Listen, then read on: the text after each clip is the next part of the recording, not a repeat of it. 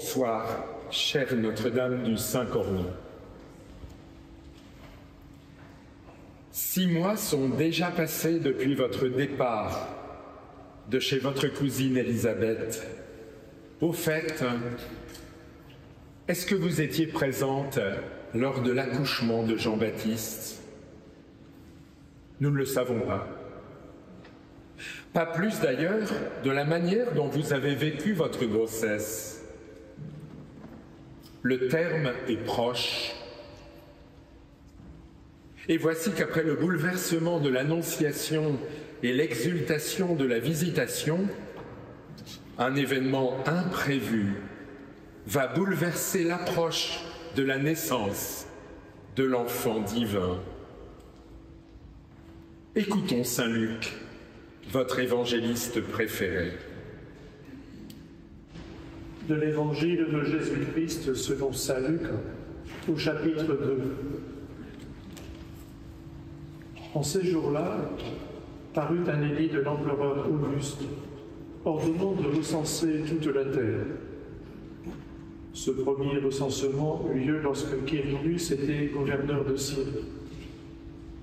Et tous allaient se faire recenser, chacun dans sa ville d'origine. Joseph, lui aussi, monta de Galilée depuis la ville de Nazareth vers la Judée jusqu'à la ville de David appelée Bethléem. Il était en effet de la maison et de la lignée de David. Il venait se faire recenser avec Marie, qui lui avait été accordée en mariage et qui était enceinte. Or, pendant qu'ils étaient là, le temps où elle devait enfanter fut accompli. Et elle mit au monde son fils premier-né. Elle l'emmaillota et le coucha dans une mangeoire, car il n'y avait pas de place pour eux dans la salle commune.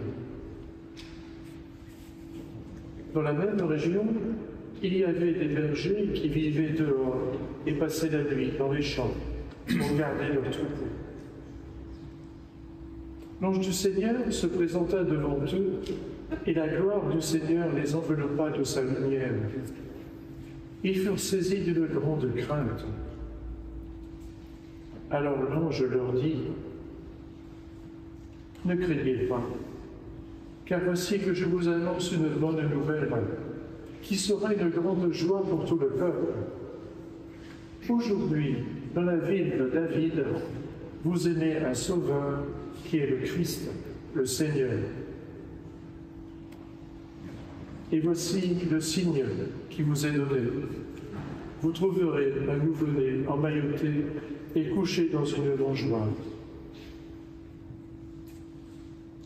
Et soudain, il y eut avec l'ange une troupe céleste innombrable qui louait Dieu en disant : « Gloire à Dieu au plus haut des cieux, et paix sur la terre aux hommes qui l'aiment. »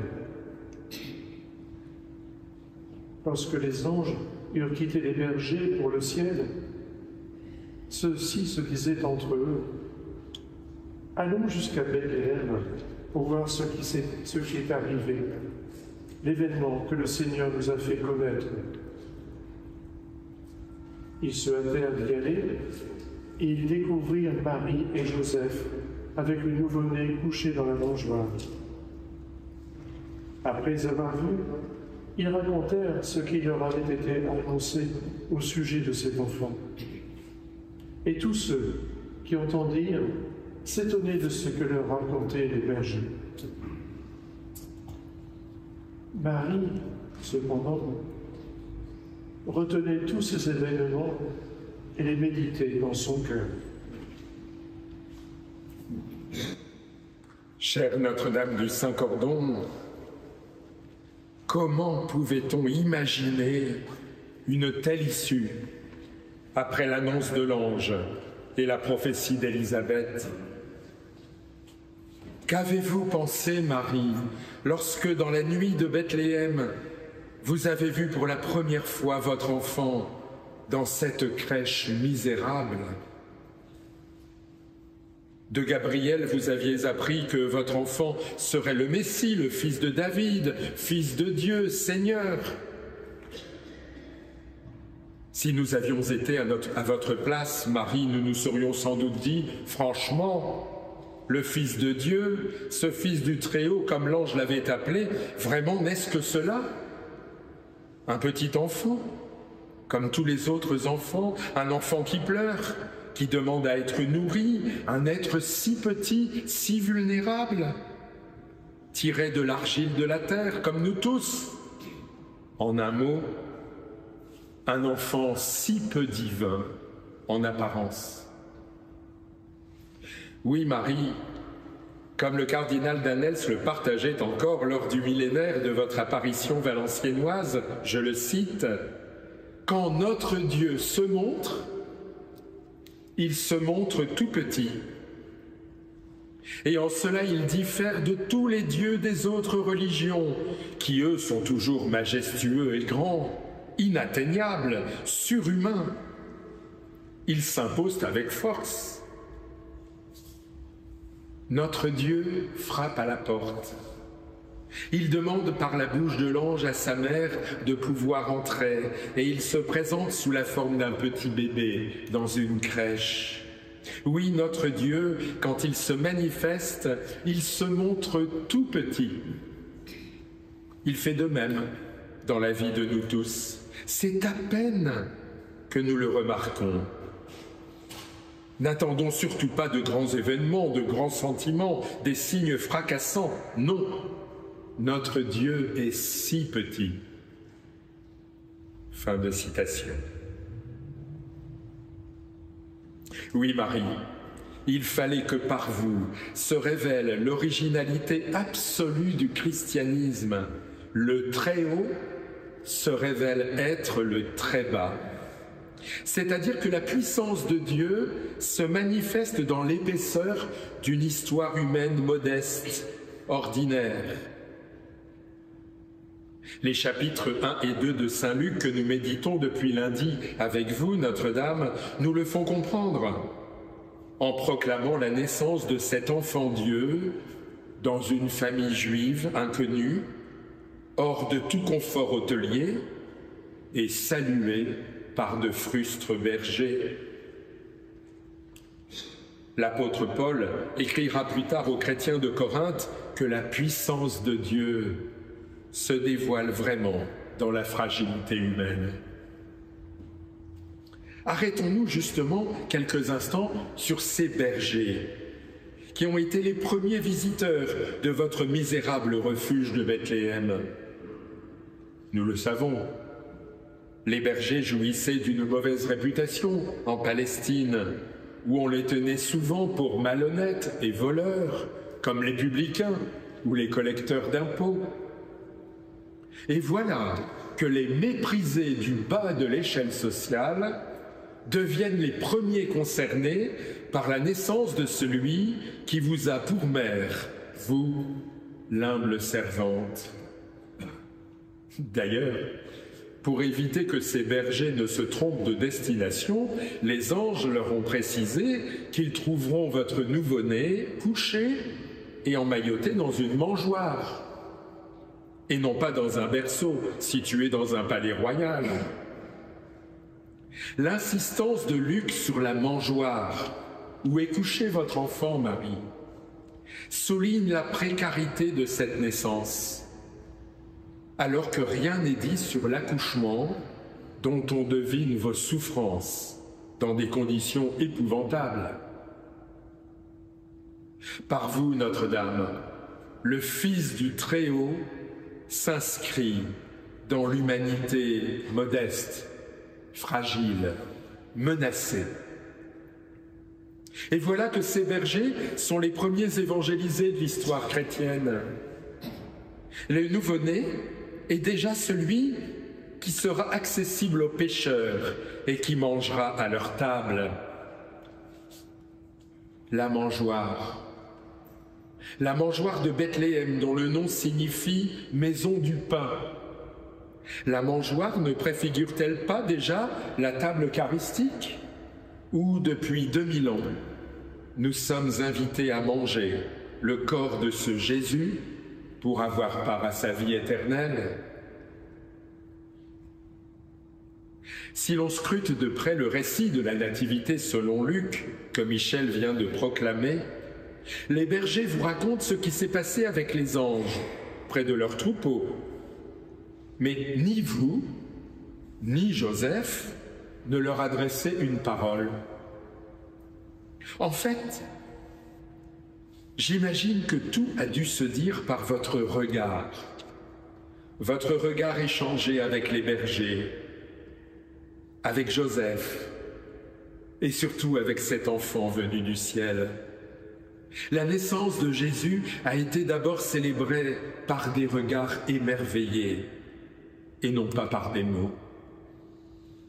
Ah, ce regard, Vierge Marie, votre regard, le vrai regard qui voit, car il y en a qui regardent sans voir. Bernadette, à Lourdes, disait que vous la regardiez comme une personne, elle, l'ignorante, la moins que rien.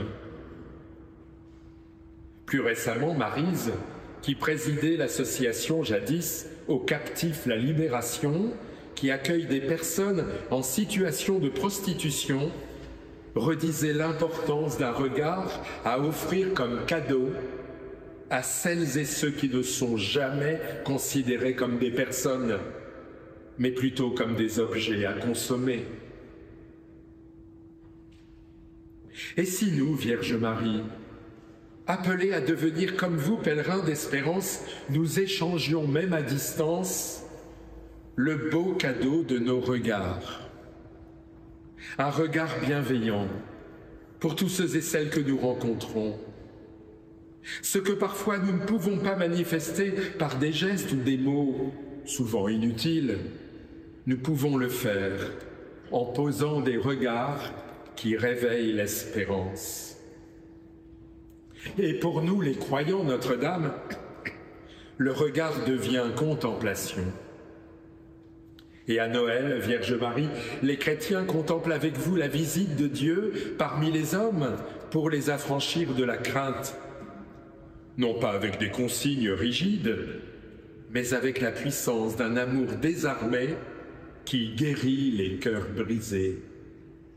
Avec vous, Marie, nous contemplons ce Dieu qui fait signe en cet enfant nouveau-né, ce Jésus dont le nom signifie Dieu sauve, ce Christ qui nous demande de le faire connaître et aimer sans réserve par tous les hommes et femmes, ses frères et sœurs de tout temps et de tout lieu, pour lesquels il donnera sa vie sur une croix de bois, peut-être fabriquée avec le bois de la mangeoire. Vierge Marie, en cette neuvaine, priez avec nous pour que nous devenions comme vous, des pèlerins d'espérance, en nous débarrassant de tout ce qui n'est pas essentiel et qui risque d'ailleurs de nous éblouir au point d'en perdre la vue. Par votre intercession, nous voulons retrouver la qualité du regard, non pas sur des écrans, mais sur des personnes. Votre regard, Marie, sur l'enfant, que vous venez de poser à même le sol de cette cabane indigne, le regard de Joseph sur vous, sa jeune épouse, Vierge Immaculée, devenue mère du Sauveur, le regard des bergers émerveillés sur votre sainte famille et surtout le regard de l'enfant Jésus sur vous, ses parents désorientés et à travers nous, sur toute l'humanité désemparée, en perte de sens, un regard divin qui ne désespère jamais de l'homme, qui continue à croire en lui, malgré la présence de l'ivrée dévastatrice dans le champ des cœurs humains. Puisque vous posez sur nous votre regard miséricordieux, Notre-Dame du Saint-Cordon, aidez-nous à devenir d'authentiques pèlerins d'espérance en osant poser des regards lumineux en 3 directions. D'abord un regard sur nous-mêmes, un regard sur nous-mêmes avec lucidité, en reconnaissant nos talents, les dons que vous nous avez faits et notre péché. Reconnaître nos talents et notre péché comme ceux qui le vivent humblement cette semaine dans cette église jubilaire, implorant le pardon de celui qui ne peut rejeter aucun de celles et ceux qu'il a créés. Oui, aidez-nous à nous regarder nous-mêmes avec lucidité et miséricorde. Deuxièmement, bien sûr, le regard sur les autres, en les considérant toujours comme supérieurs à nous-mêmes. Voilà qui est difficile. Et saint Paul nous y invite fortement dans sa lettre aux Philippiens. Enfin et surtout, le regard qui contemple l'enfant Dieu, dont l'innocence nous débarrasse des fausses images qui le concernent, l'enfant Dieu dont le beau regard croise le nôtre comme il croise le vôtre, celui de Joseph, celui des bergers et des mages de tous les temps. L'évangéliste Luc écrit que vous méditiez tous ces événements dans votre cœur, Vierge Marie, parce qu'il sait que vous êtes loin d'avoir tout compris. Ce sera encore le cas lorsque votre fils Jésus va connaître son enfance, puis sa préadolescence. Justement, avant de faire un bond de plus de 30 ans demain, avec vous, Marie, lorsque vous serez de retour en Galilée, évoquons rapidement les épisodes marquants de l'enfance de votre fils, qui constituent les 4e et 5e mystères joyeux de notre chapelet. Quelques mots que m'a inspiré, mais ce sera la dernière fois, le cardinal Danels en 2028. Je le cite à propos de la présentation de Jésus au Temple 40 jours après sa naissance, événement que nous célébrons chaque année le 2 février à la Chandeleur. Que nous dit le cardinal? 40 jours plus tard, Joseph et vous, Marie, amenez le petit Jésus au temple pour faire connaissance avec son père et pour le lui consacrer. Mais franchement, Vierge Marie, comment votre enfant Jésus, le Fils de Dieu, aurait-il besoin d'être présenté à son père? Il vient précisément de chez lui. Il est descendu du ciel. Sa véritable demeure, ce n'est pas ce temple de Jérusalem construit de main d'homme. C'est bien sûr le sein même de Dieu, la Trinité, où il habite depuis toute éternité. Et pourtant, Vierge Marie, avec Joseph, vous allez au temple. Vous vous soumettez à la loi, aux us et coutumes humains, par obéissance. Vous ne vous croyez pas au-dessus des autres. Vous faites exactement comme eux. Vous faites le voyage à Jérusalem. Loin de vous sentir supérieur aux simples juifs, vous faites comme eux. Vous ne vous croyez pas plus parfait, plus élevé, supérieur. Vierge Marie, ajoutait le cardinal, si l'on veut être vraiment chrétien, c'est dans la simplicité de l'amour qu'on participe aux formes simples de la religion populaire. Oui, disait le cardinal, on fait le grand tour du Saint-Cordon sans se hisser au-dessus de cette tradition populaire millénaire. On ne dit pas « c'est trop fruste pour moi, trop simple, trop popu ». Je suis déjà plus loin dans ma vie spirituelle. Je pratique ma religion sous des formes plus raffinées, purifiées. Non, nous faisons le tour du Saint-Cordon comme les autres. Fin de cette longue citation. Vous voici donc Notre-Dame avec Joseph à Jérusalem pour présenter l'enfant au temple. Nouvelle surprise, l'arrivée des anciens, Siméon et Anne, avec cette terrible promesse d'une épée qui vous transpercera le cœur. Et vous prenez conscience, peu à peu, et encore, que la mission et l'identité même de ce Fils vous dépassent totalement. 12 ans plus tard, Marie, vous retournez au temple avec Joseph et votre fils Jésus, qui n'est déjà plus un enfant, un pré-ado, comme on dirait aujourd'hui. Et voilà que sur le chemin du retour, Jésus n'est plus avec vous. Il est resté à Jérusalem. Paniqué, vous le cherchez pendant 3 jours interminables. Et enfin, vous le trouvez assis parmi les scribes et les docteurs de la loi. Vous êtes terriblement partagé entre le soulagement de la mère et la colère de l'éducatrice. Pourquoi nous as-tu fait cela? Marie, vous ne comprenez pas. Jamais il ne vous a traité de cette façon. Il était toujours si obéissant. On pouvait prévoir exactement sa conduite et ce qu'il allait faire. Mais maintenant, il vous échappe, dans tous les sens du terme. Serait-il devenu un autre enfant? Vous ne le reconnaissez pas. Et le comble de tout, c'est que Jésus vous fait même un reproche. Ne savez-vous donc pas que je dois être aux affaires de mon Père? On imagine ce nouveau choc dans votre cœur de jeune mère, à tout juste 24-25 ans. Oui, Marie, Dieu peut nous faire bien des surprises au cours de notre vie.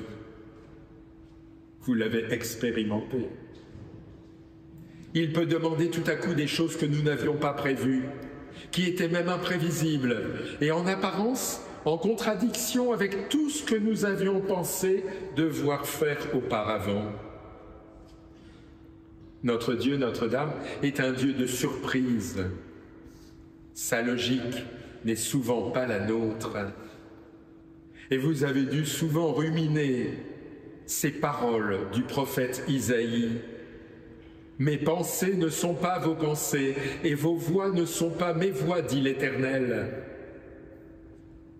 Comme les cieux sont élevés au-dessus de la terre, ainsi mes voix sont élevées au-dessus de vos voix, et mes pensées au-dessus de vos pensées. »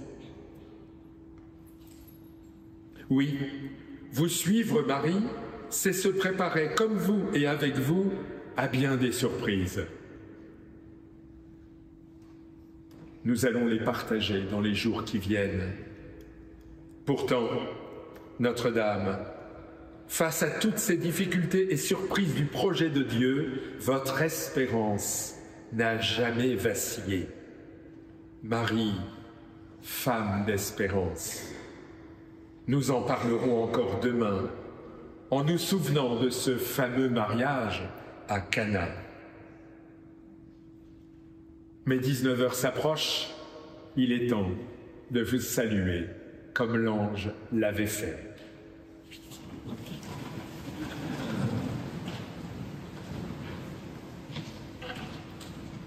L'ange du Seigneur apporta l'annonce à Marie. Et elle conçut du Saint-Esprit. Je vous salue, Marie, pleine de grâce. Vous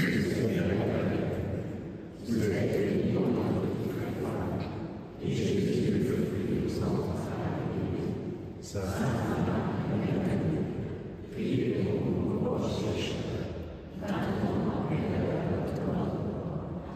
Voici la servante du Seigneur. Qu'il nous soit fait souffrance devant nous. Je vous salue, Marie, pleine de grâce.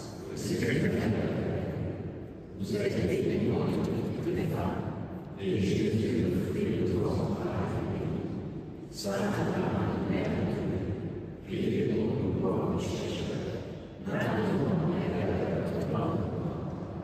Et le Verbe s'est fait chair. Et il a été parmi les hommes. Je vous salue, Marie. Pleine de grâce, Jésus est Père. Vous êtes bénie entre toutes les femmes, et Jésus, le fruit de vos entrailles, Sainte Marie,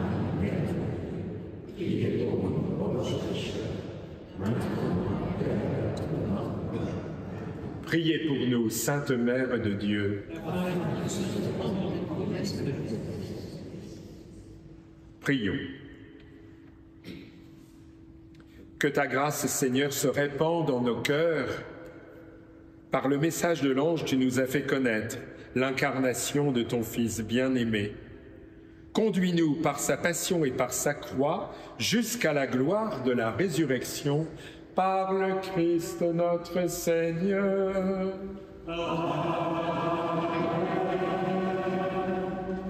Bonsoir Marie.